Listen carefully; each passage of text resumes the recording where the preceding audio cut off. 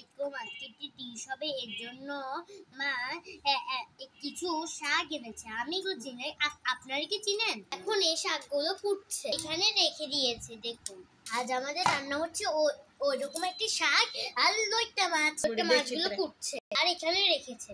দেখুন কি মোটা মোটা লইট্টা মাছ এনেছে। তেল, পেঁয়াজ, রসুন বাটা, মরিচ, হলুদ দিল, তারপর দিল পানি, দিচ্ছে এটা শুটকি, মশার ডাল, একটু পানি দিচ্ছে। রান্না করবে লইট্টা মাছ, এর জন্য তেল দিল, পেঁয়াজ আর কাঁচা রসুন বাটা, মরিচ, হলুদ, লবণ। লইট্টা মাছটা দিয়ে দিচ্ছে, নাড়াচাড়া করছে।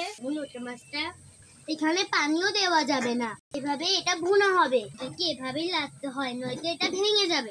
এই যে এর শাকটা দিয়ে দেবে। দেখুন ঢেঁকির শাক আমার আম্মু কিভাবে রান্না করছে। গরম পানি দিচ্ছে ঢেঁকির শাকে। দেখুন শাকটা লাড়া দিচ্ছে। এই দেখুন এখন লইট্টা মাছ থেকে এখন পানি উঠে গিয়েছে। আমি একটু পানিও জানি, এটা তো পানি উঠে গিয়েছে কিভাবে এটা আমরা জানি না, কিন্তু এটা পানিটা শুকিয়ে গেলে এটা হয়ে যাবে। দেখুন লইট্টা মাছে এখনো কতগুলো পানি রয়ে গেছে, এখনো পানি দেয়নি। দিয়ে দিচ্ছে ধনিয়া পাতা, ঢেঁকির শাকে ধনিয়া পাতা দিয়ে দিল।